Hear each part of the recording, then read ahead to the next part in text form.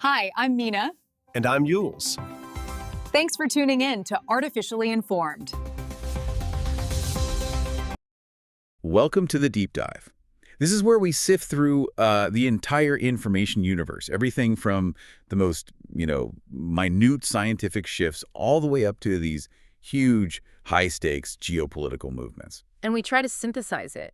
We really try to give you a clear, actionable understanding of what's driving our world right now. Our mission today is really about finding the signal in the noise. The landscape is enormous. It really is. We're looking at everything from life sciences to the massive global race for AI infrastructure, and then these escalating diplomatic flashpoints over, energy and sovereignty. So for you, the listener, the goal here is to filter out that noise. We want you to be able to clearly see what's foundational scientific progress versus, say, speculative market hype. Or just political posturing. Distinguishing between those is key.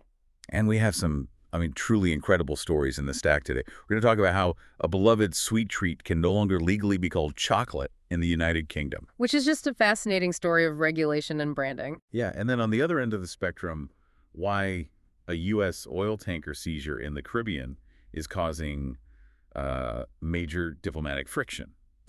And a distant planet that is just baffling astrophysicists. Oh, the twin gas tails. It's literally defying the rules of atmospheric physics as we know them. It's a remarkable convergence, isn't it? You've got the microscopic, the technological, and the political, all sort of demanding our immediate attention. They really are. Okay, let's unpack this. So we're kicking off with what I think is one of the most stunning scientific reversals in decades, and it's right at the core of life itself. It is. We're talking about cell division, specifically mitosis. Something we all learned in high school biology, right? Exactly. And for over a generation, we thought we understood the mechanics of how chromosomes separate. But it turns out the script has been completely flipped. It's a beautiful example of how even biology we consider fundamental can, still hold secrets. The old textbook model, what did it say? Well, the model we've been using for decades held that a specific protein acted as a powerful a motor. A motor. So it was actively pushing and pulling things around. Precisely. The belief was it actively pushed and pulled chromosomes onto these little spindle tracks that are necessary for division. An active, energy-intensive driver. But it's not a driver at all. Not at all. Breakthrough research has shown that this protein isn't a motor. It's a stabilizer. A stabilizer. What does that mean in this context? Its job is actually far simpler, but arguably more critical. It just ensures the chromosomes correctly and securely attach to those tracks. So, like a safety latch. That's a perfect analogy. Think of it as the safety latch on a roller coaster, not the engine that's actually driving the ride. That is a phenomenal simplification. So if the old model required all this energy for a motor, does this new model change our understanding of, the energy budget for a cell? It simplifies the mechanics more than the energy budget, and in doing so, it reveals an incredible efficiency in nature. But it also reveals a vulnerability that was kind of masked before. A vulnerability? Yes. The vulnerability is in the precision of that attachment. If that stabilizing latch fails, the cell divides incorrectly, and that leads to genomic instability. And genomic instability is, that's step one for so many major diseases. It is the first step. Cancer, most notably. So this new, simpler model gives us a much more focused explanation for how certain diseases might start. Which means researchers now have a better target. A highly precise molecular target. If they can understand how that mechanism fails or gets hijacked in, say, a precancerous cell, they can design therapies that are less like a shotgun and more like a molecular scalpel. And there was another aha moment in this research, right?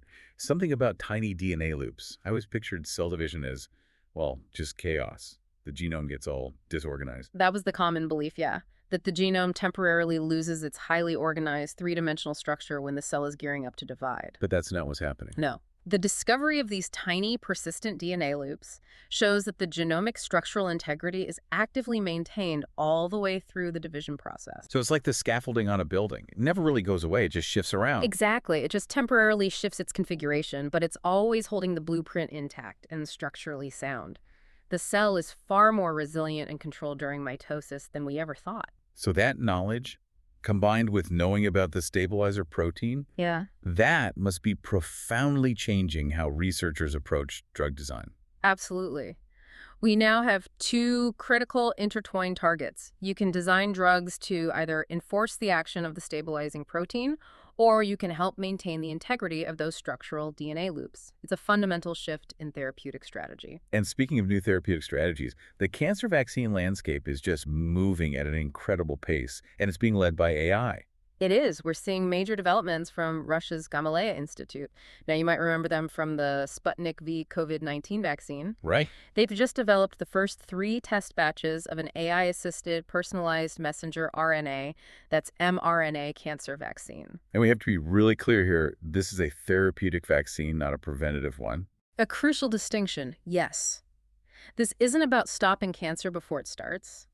It's designed to analyze the unique genomic fingerprint of a patient's existing tumor. And then it trains the patient's own immune system to go on the attack. Exactly. To recognize and attack that tumor specifically.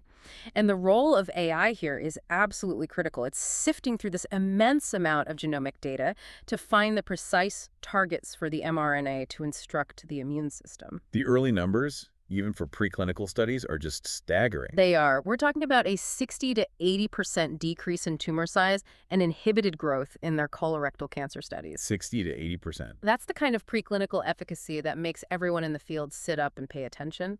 They're also working on similar personalized vaccines for other aggressive tumors, like in the brain. But we have to acknowledge the elephant in the room. This is coming from the Gamaleya Institute in Moscow. And that's the multi-billion-dollar question, isn't it? Given the current geopolitical environment, how long will it take for Western regulatory bodies like the FDA, the Food and Drug Administration in the US, or the EMA in Europe, to seriously consider data coming out of Russia? Science should transcend politics, but does it? In theory, yes.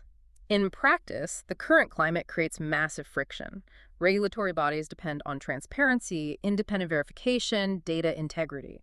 So the path to clinical trials in the US or Europe for a vaccine originating there will be incredibly complex. It'll probably require extensive independent replication, slowing down global adoption, even if the science is rock solid. Okay, let's pivot from therapeutics to diagnostics, because there's an innovation from Northwestern University for hepatitis C that is just a game changer for speed. It really is. And what's fascinating here is how they're leveraging existing tools. This innovation uses the DASH rapid PCR system. PCR, that's polymerase chain reaction. Right. And this DAH system was originally developed and refined to quickly identify COVID-19. Now they've just adapted it for hepatitis C. And the speed is the headline here.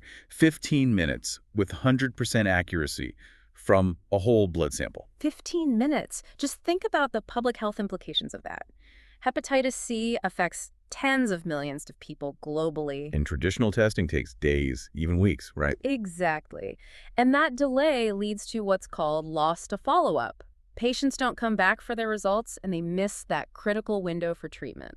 But if you can give them a result while they're still in the clinic, You shrink that window for patient loss and community transmission to virtually zero.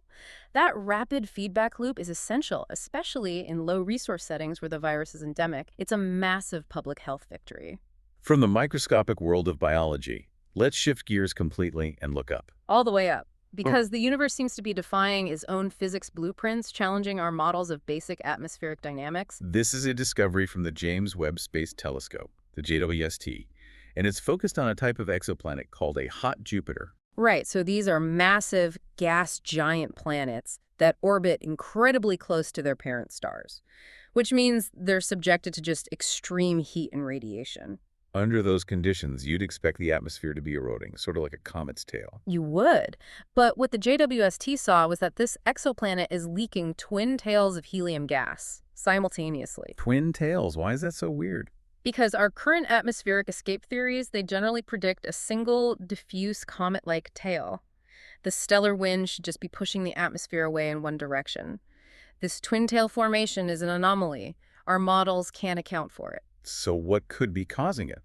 Two tails just doesn't make sense with a single source of wind. The current thinking is that it must imply a highly unusual magnetospheric interaction, or maybe some specific internal thermal processes. We might be looking at a planet with exceptionally strong, or maybe just very complex, localized magnetic fields. And those fields are channeling the escaping gas into two distinct streams. That's the theory. It's something our simulations just haven't been able to reproduce effectively. And what does this say about the state of the planet itself, if it's constantly losing material that close to a star? Well, some researchers are suggesting this observation supports the hypothesis that the planet could be a wet lava ball. A wet lava ball. It sounds like science fiction, I know. But it means that deep within its structure, it might retain water or other volatile elements, not just surface rock. And those elements are being boiled and stripped away continually, creating this dual stream signature. It forces astronomers to completely rethink what constitutes a stable atmosphere in these extreme environments. Meanwhile, back in our own solar system, we're still rewriting the history of our nearest neighbor, Mars. We are. The first ever successful detailed mapping of ancient Martian river basins is a huge development. This is more than just making a map. These are the places where water once flowed for potentially vast periods of time. Exactly. And that makes them the highest priority targets for future missions. And why is that so important for you, the listener, to know? Because if ancient microbial life ever existed on Mars, the sediment and mineral deposits left behind in these riverbeds are the most likely places we'll find preserved biosignatures. This mapping exercise directly informs and guides future mission planning for organizations like NASA, the National Aeronautics and Space Administration. It optimizes where we send rovers and, eventually, where we'll land humans. From ancient history on another planet to ancient history right here on Earth, let's talk about a foundational human skill: fire. A discovery in Barnum, Suffolk, in the UK is dramatically altering our timeline for human evolution. Though it was the old timeline. We previously estimated that humans, Homo sapiens, were deliberately making and controlling fire approximately 50,000 years ago. Okay, 50,000. And the new evidence. The new evidence from Barnum pushes that timeline back by a huge margin to 400,000 years ago. 400,000. That's a monumental shift. It changes the entire timeline of intelligence and skill mastery. It really does, and the implication is profound. It suggests that it was likely early Neanderthals, or perhaps an even earlier hominid species, who created the first known fireplace. And having control of fire changes everything. Everything. It provides warmth, protection from predators, and most importantly, it allows for cooked food. Which means more nutrients. Dramatically increased nutrient absorption. And that is directly linked to fueling larger brain growth and the development of more complex social structures. This changes the entire narrative of our adaptation. We're finding that the people who lived 400,000 years ago were far more sophisticated masters of their environment than we ever gave them credit for. From the ancient mastery of energy, let's jump to the future of sustainable fuel. We have a great example of circular economy engineering here. We do. It's about turning paper mill waste into a high-performance hydrogen production catalyst. We're talking about lignin, right? That's the woody material from paper mills that's usually just treated as industrial waste. That's the one. This is truly green alchemy. Researchers have successfully transformed this common, abundant industrial waste into nickel iron oxide nanoparticles embedded in carbon fibers. And that material is a catalyst. An incredibly efficient catalyst for water electrolysis, which is the process that cleanly splits water into hydrogen and oxygen. So we take a massive waste stream and turn it into the engine for clean fuel production. Right. What's the benefit over the catalyst we already have? It's dual-purpose sustainability. This lignin-derived catalyst is more efficient, it's more durable, and it requires lower energy input compared to conventional methods for generating clean hydrogen. And hydrogen is essential as we transition away from fossil fuels. So finding value in an abundant waste product reduces pollution and drives down the cost of green fuel at the same time. All right, let's move from those scientific fundamentals to the infrastructure race that is, it's defining our current economy. Artificial intelligence. And the market right now is experiencing these two completely conflicting forces. On one hand, you have boundless investor confidence. On the other, this immediate, very practical anxiety about an AI bubble. It's a total paradox. Yeah. Let's start with the confidence side. Okay, so you see these staggering funding rounds, like the one for a company called Harness. They specialize in automating software delivery. They just raised $240 million, hitting a $5.5 billion valuation. And Goldman Sachs led that round. They did, and Harness focuses on what they call the after-code gap, basically ensuring that the massive, complex software that underlies all these AI systems is properly tested, deployed, and managed quickly. So investors are betting on the plumbing, the tools that manage the AI, not just the AI models themselves. Exactly. They see this infrastructure layer as non-negotiable. They're betting that these tools will be essential regardless of who wins the AI model war. So confidence is soaring. But then you have the reality check. Following Oracle's disappointing earnings report, futures for both the S&P 500 and the Nasdaq took a sharp dive. Why did one company's report spook the entire market so badly? Because Oracle's struggles, particularly around the sheer capital expenditure, the CapEx required for their cloud and AI projects, just reignited all these fears about the return on investment in the sector. So investors are starting to ask, are these massive costs actually justified by the revenue that's coming in? That's the question. And Oracle's numbers suggested the immediate profits might not be sustaining the pace of spending, and that raises the specter of an AI bubble where the valuation has completely outrun the actual profitability. And that pressure on infrastructure is clearly the central battleground now, which is why Google made such a significant internal move. A huge move. They appointed Amin Vedat as the chief technologist for AI infrastructure. A brand new role, right? An unprecedented role. And it speaks volumes about the priorities of this AI arms race. It confirms the competition is no longer just about who has the best algorithm. It is fundamentally about who can build and run the most robust, energy-efficient, and fastest data centers. So his job is to optimize everything from cooling systems to the physical location of the computers. Everything. It's a literal race to build the biggest, most efficient foundation possible on a global scale. And this focus on the builders, the architects, is being validated culturally as well. Absolutely. Time magazine recently named the architects of AI as Person of the Year for 2025. That includes people like NVIDIA CEO Jensen Huang. It validates the transformative impact of the hardware and infrastructure layer, recognizing the people who are physically building the systems that are reshaping our society. Okay, now let's talk governance. Because when technology moves this fast, the ethical and safety guardrails are always playing catch-up. They always are. And regulators are stepping in now with very, very strong language about the reliability of what these things produce. All right, we saw a joint warning from state attorneys general. A serious joint warning issued to the giants, Microsoft, OpenAI, Google, specifically about what they call delusional outputs. Delusional outputs. That's the industry term for hallucinations, right? When the AI just makes things up. Exactly. Inaccurate, bizarre, or just untrustworthy results from these large language models, or LLMs. And you can see why regulators are concerned. If you're integrating AI into high-stakes environments, legal briefs, medical diagnostics, financial risk assessments, a delusional output isn't a glitch. It's a catastrophic failure point. The scrutiny is rightly intense. The problem is that the integration of AI is outpacing our ability to ensure reliability or even audit the black box that generated the information. It highlights an urgent need for critical thinking skills, not just from the human users, but for building systems that can flag or self-correct high-risk information. But it's not all governance issues. There are clear examples of AI being used for, tangible societal benefit, like the company Spore. Spore is a great example of technology mitigating a persistent environmental conflict. They secured $5 million in funding for AI used in avian wildlife monitoring. To prevent bird strikes at wind farms. Precisely. Wind farms are crucial for sustainable energy, but bird strikes are a serious ecological problem. Spore's AI monitors flight patterns and optimizes turbine operation to prevent those strikes. It's a successful merger of ecological responsibility and infrastructure development. And on the creative side, you have a company called Runware. They just secured Series A funding for their generative AI media creation tools. This is lowering the barrier to entry for content creation. It's making high-quality visual and audio production cheaper and more accessible for startups and independent developers all over the world. But that immediately brings up massive ethical concerns. Oh, huge concerns. Copyright infringement, intellectual property, and critically, the potential displacement and devaluation of traditional artists and creative economies.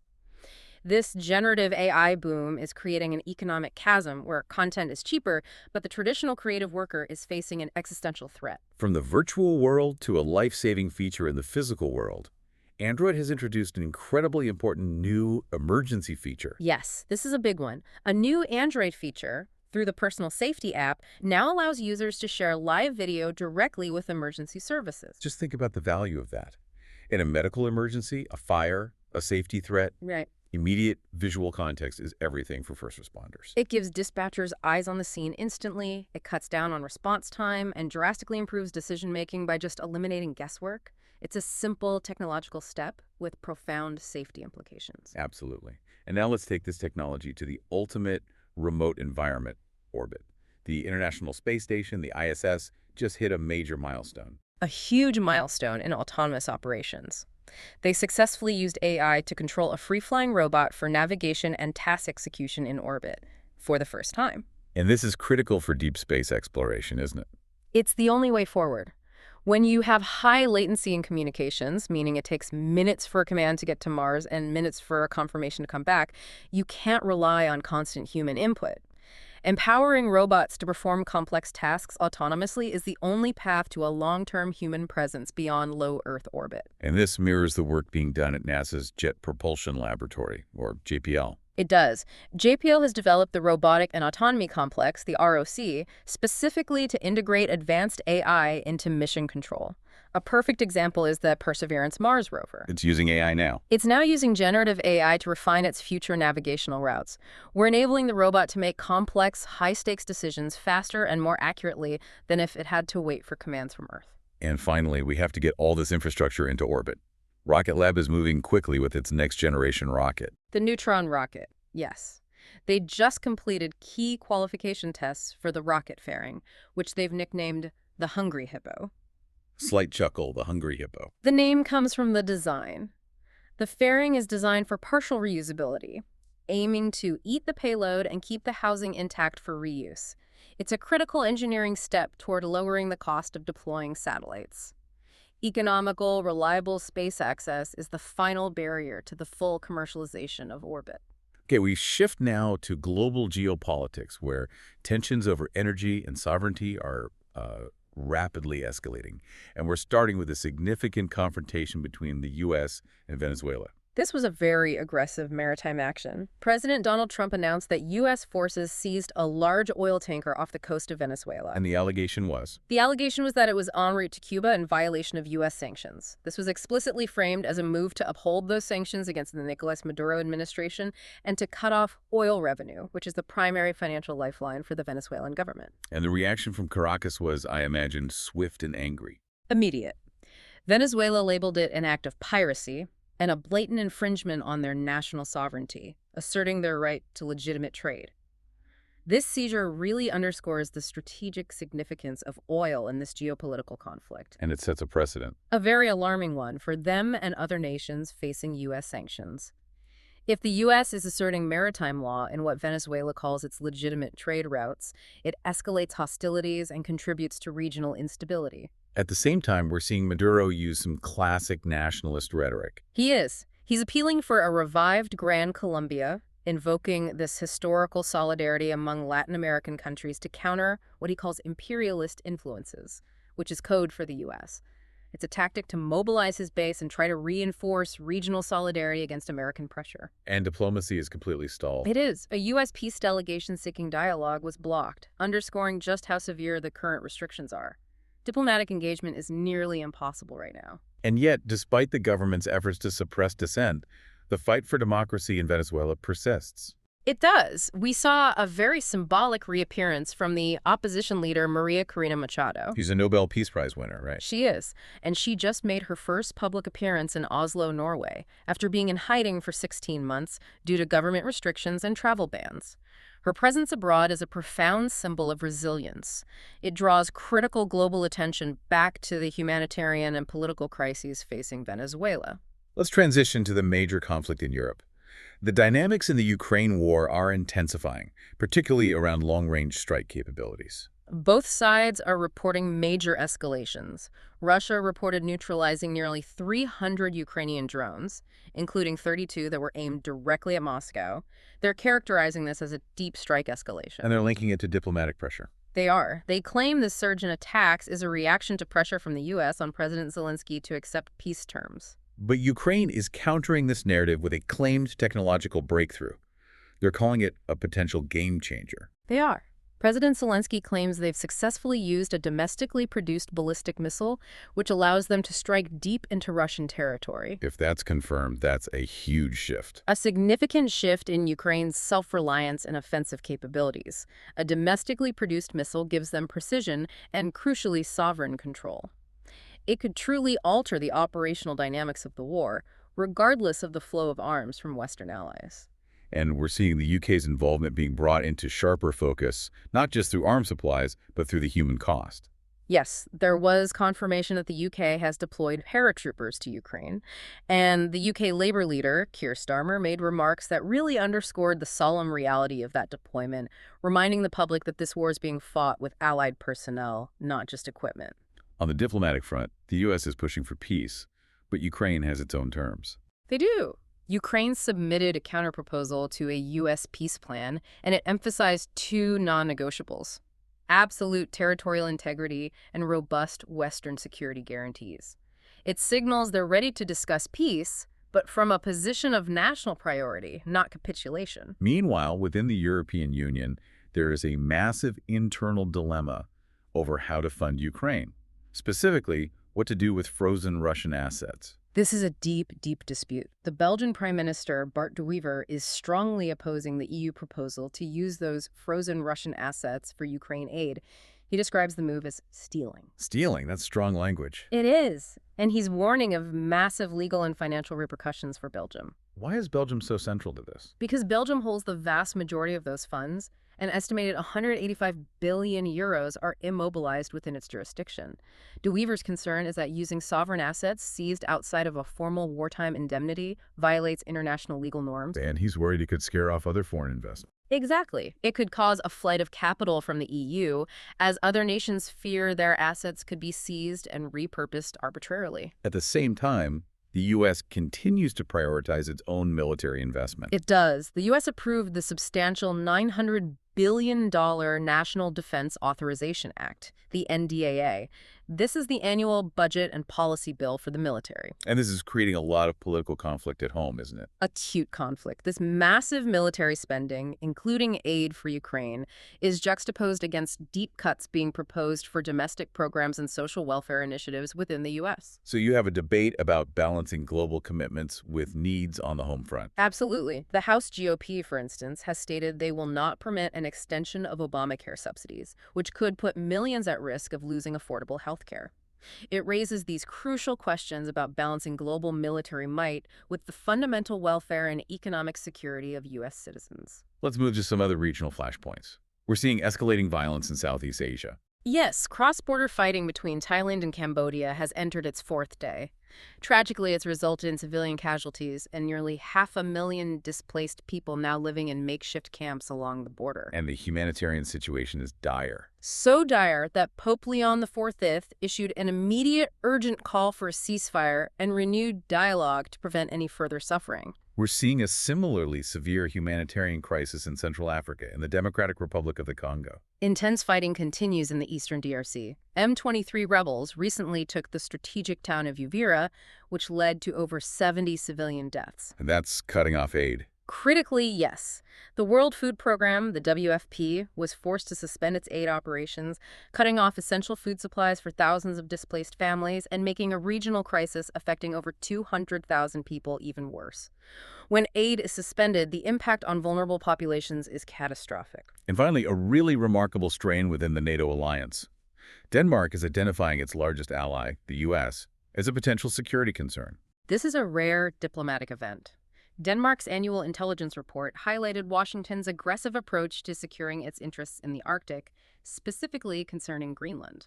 And this stems from President Trump's interest in the territory. It does. The president has repeatedly refused to dismiss the possibility of using military force to bring Greenland under U.S. control or influence. So you have the intelligence service of a NATO member publicly viewing the actions of their most powerful ally as potentially hostile or destabilizing. Precisely. The report notes this growing trend of major powers using economic and military means more forcefully to further their national goals. And as a result, Denmark is now actively beefing up its own Arctic defense posture. It underscores a heightened sensitivity to these shifting dynamics where great power competition is intensifying, even among traditionally stable allies. All right, let's turn to the markets, starting with the final interest rate decision of the year from the U.S. Federal Reserve. The Fed delivered its third consecutive rate cut. They lowered the benchmark rate by 25 basis points, that's 0.25%, to a range of 3.50 to 3.75%. And this was because the labor market is showing signs of weakness. Clear signs: stalling labor growth and unemployment creeping up to 4.4%. Now, normally the market would cheer a rate cut, right? Cheaper money. But the immediate reaction was negative. It was. The S&P 500 and NASDAQ futures both declined sharply. And it was a complex reaction driven by mixed signals. What were the signals? First, the Fed's commentary was seen as hawkish. They signaled caution about more cuts in the near term, which disappointed investors. But second, and this was crucial, was that disappointing earnings report from Oracle we talked about earlier. Right, which fueled those AI bubble fears. Exactly. It immediately dampened sentiment across the entire tech sector and pulled the major indices down with it. And the economy itself is becoming a major political vulnerability for the current administration. We're hearing this from Republican strategists themselves. We are. The core concern for them is that President Trump's repeated dismissal of affordability, the high cost of healthcare, education, general cost of living as a hoax, risks alienating crucial middle-class demographics in swing states. Because voters are feeling the pinch. Voters are feeling the strain of rising prices and stagnant wages. And this isn't just external criticism. The sources we're seeing point to an internal rift within the party. Right, with Republican Congresswoman Marjorie Taylor Greene publicly highlighting the issue. That's right. She publicly highlighted her rift with the president on this exact issue, underscoring that ignoring the real-world economic struggles of Americans poses a serious threat to the GOP's hold on Congress. There's a noticeable disconnect between the political narrative that the economy is booming and the daily reality for many American households. Okay, let's move to a fascinating corporate story that affects millions of consumers. The chocolate crisis. Yes, your favorite chocolate bar might not legally be chocolate anymore. This centers on Nestle, one of the world's largest food manufacturers. And they're changing recipes for some very popular products in the UK. Toffee Crisp and Blue Ribbon, for example. They're altering them to include more vegetable oil, basically to cut costs. But under EU and UK food labeling laws, that increased oil content means they no longer meet the legal definition of chocolate. So this is a forced rebranding, not a voluntary one. It's a regulatory precedent. Exactly. The company is trying to cut costs, but they're running headlong into specific regulatory definitions about cocoa solids and fats. And this poses an immediate risk to their brand identity and consumer trust. People have an expectation of what chocolate means, and this threatens to erode the authenticity of these very traditional, beloved items.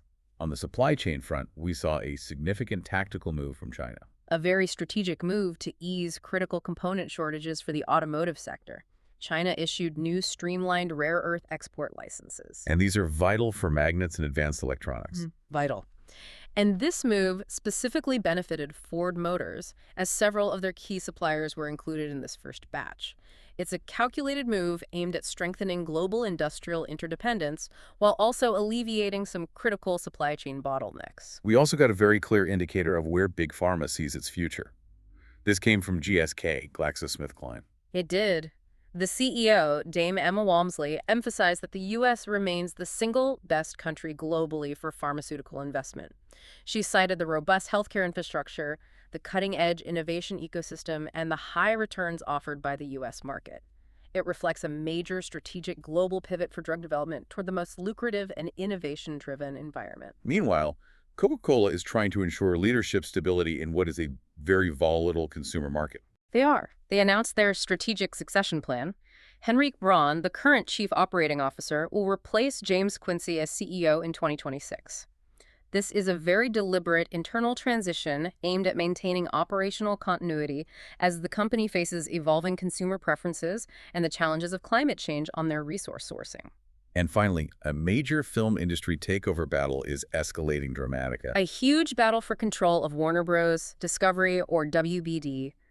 You have David Ellison, the CEO of Paramount Skydance, going head-to-head with Netflix. And he's going public with it. Very public. Ellison sent a passionate letter directly to WBD shareholders, urging them to reject the Netflix deal in favor of his hostile takeover bid. He positioned his bid as being more dedicated to WBD's long-term creative value, suggesting the Netflix deal was just a quick exit. This kind of public, competitive maneuvering shows the intense, high-stakes struggle for market dominance in the streaming and media landscape. Let's shift gears now to the ongoing tension between national security and individual privacy rights. The U.S. government is moving forward with a deeply controversial plan for foreign travelers. A very controversial plan. The U.S. plans to implement a mandatory disclosure requirement for all foreign travelers, and this includes those from 42 visa-exempt countries. And they'll have to disclose what? 5 years of social media history, email addresses, and extensive family data as part of the visa application process. It's a massive, unprecedented expansion of digital vetting. What's the official rationale for this level of intrusion? Proponents argue that reviewing social media can help intelligence services identify potential threats, affiliations, or ideologies that might pose a national security risk. Essentially, it's adapting to how threats operate in the digital age. They see it as playing catch-up with online radicalization. But the critics are pushing back hard on this. Oh, absolutely. Civil rights advocates and others contend that this is a major infringement on privacy, that it risks massive government database misuse, and could lead to significant discrimination based on misinterpreted posts or associations. And there's a real risk it could negatively impact the tourism industry. Many travelers may just reconsider visiting the U.S. because of this. And we're seeing a similarly hardline approach domestically with immigration enforcement. We are. Reports reveal that Immigration and Customs Enforcement, or ICE, is using very aggressive tactics to meet the deportation goals set by the Trump administration. And this is leading to some stark choices for families. A very stark ultimatum. Families, like the Vargas family used as an example, are being told to either accept voluntary deportation or face indefinite detention and family separation. That choice, self-deportation, or the breakup of your family just highlights the severe human cost of these policies. It really does. It exemplifies the severe leverage points the administration is using to achieve high deportation numbers, placing policy objectives directly at odds with humanitarian concerns and family unity. Let's turn to a more, well, bizarre example of political ideology shaping bureaucratic life. The font war at the State Department. Slight chuckle. This is truly a symbol of the culture wars played out in a memo. The Secretary of State, Marco Rubio, officially banned the use of the Calibri font. Banned a font. Banned a font, and replaced it entirely with Times New Roman. Rubio claimed Calibri was associated with a woke DEI initiative, diversity, equity, and inclusion from the previous administration, and that the switch would restore decorum and professionalism. Wait, how on earth was a font tied to a progressive initiative like DEI? Because Calibri was initially adopted in 2023 for its superior digital readability. It offered significant benefits to visually impaired employees and just improved general digital accessibility. So critics argue that Rubio's reversal undermines these accessibility efforts and illustrates how even the most mundane bureaucratic decisions are becoming highly politicized symbols. From fonts to global social policy, Australia has implemented a major social media ban for young people. A sweeping ban on social media access for anyone under 16. This is driven by growing national concerns over the addictive nature of these platforms and their proven negative impact on youth mental health, cyberbullying, body image issues, and so on. But how do you even begin to enforce something like that? That is the massive challenge. Prime Minister Anthony Albanese acknowledged the immense logistical difficulty, admitting the transition can't be done overnight. And we've already seen a predictable surge in interest in virtual private networks, or VPNs, as tech-savvy teens try to bypass the restriction. And there are warnings about unintended consequences. UNICEF issued a warning, noting that blanket bans like this might unintentionally push young people toward less regulated, darker online platforms, potentially increasing the risk rather than mitigating it. This debate over online safety is mirrored in Europe, specifically in Austria, but it's focused on religious freedom in schools. Yes. Austria implemented a highly controversial ban on headscarves for schoolgirls under the age of 14. And the government's justification? They framed it as a measure to promote state secularism and ensure a religiously neutral educational environment. However, critics argue that the law disproportionately targets Muslim girls, infringing directly on their religious freedom and rights. It sparked a huge controversy about the role of the state in regulating religious expression and whether true secularism requires removing, rather than accommodating, visible religious symbols. We now move to matters of justice and accountability, beginning with a significant legal development in a case that has gripped public attention for years.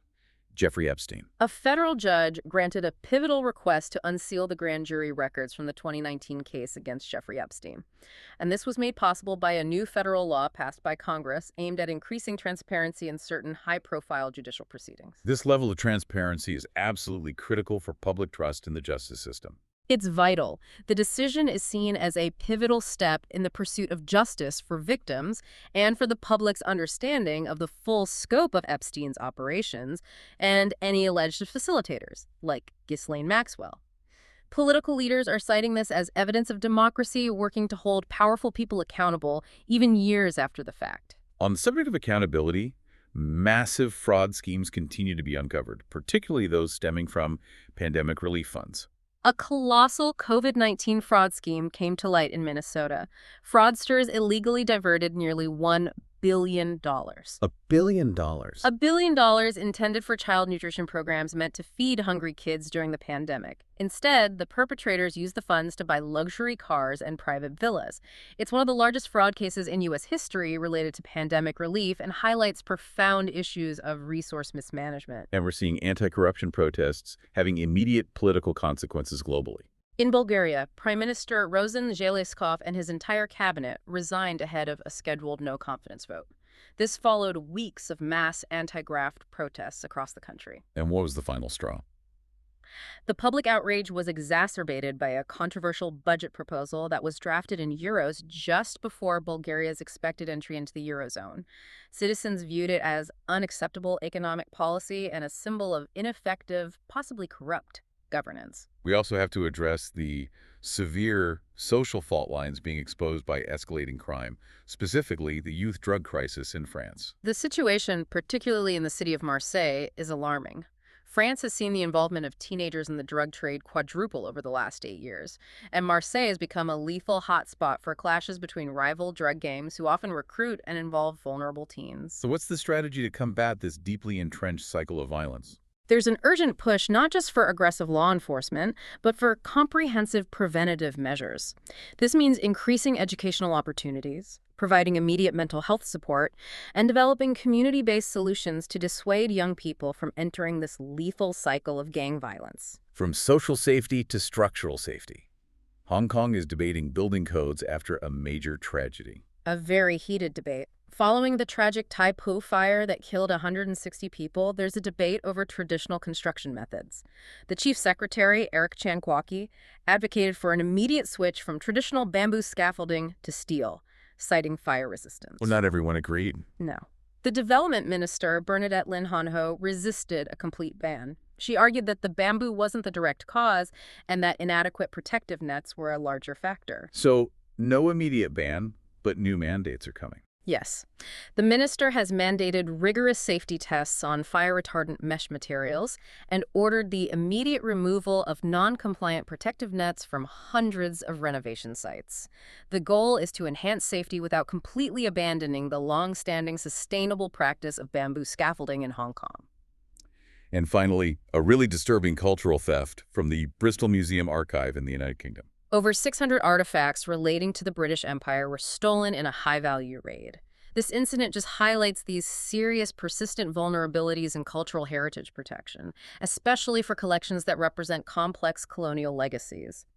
Authorities are working urgently to recover these items, underscoring the ongoing challenge of safeguarding globally significant historical collections. So if we look back across this enormous deep dive from the molecular structure of cell division to the twin-tailed exoplanet mystery to this intense AI infrastructure race and the escalating geopolitical fault lines, what stands out is just the profound rate of evolution and the governance gaps that are emerging everywhere. Absolutely. The acceleration of technology is breathtaking.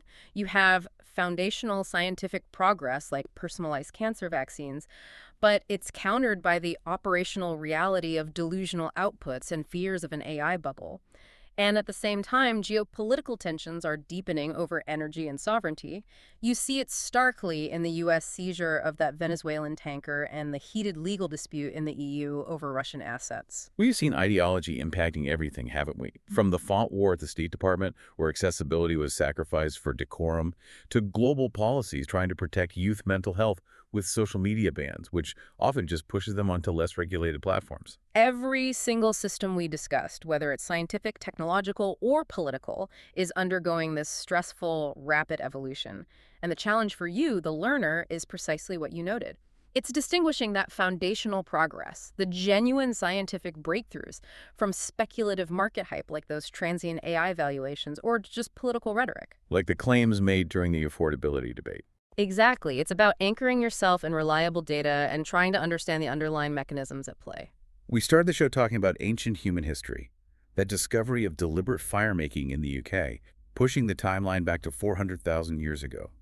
That mastery of fire gave humanity control over the natural world, It fueled our evolution and defined us as a species capable of incredible adaptation. And now, in our modern world, we're attempting to master energy and computation on a scale that will redefine civilization again. You see it in the AI infrastructure race and the ambitions of companies that are aiming to beam solar energy harvested from space back down to Earth. So if fire defined humanity 400,000 years ago, demonstrating our mastery over our immediate environment, what new existential skill will truly define humanity in the next 400 years? Will it be the governance of generative AI or maybe the control of orbital energy? And perhaps more importantly, will we manage to govern that skill with the necessary wisdom, or will we just succumb to its pace? For enjoying Artificially Informed. Hit subscribe and share it with a friend. From the left, the right, and straight from the algorithm. Thank you. That's it for today's Artificially Informed. Nope. Thanks for spending your time with us. Yeah. Stay sharp, stay curious. See you next time.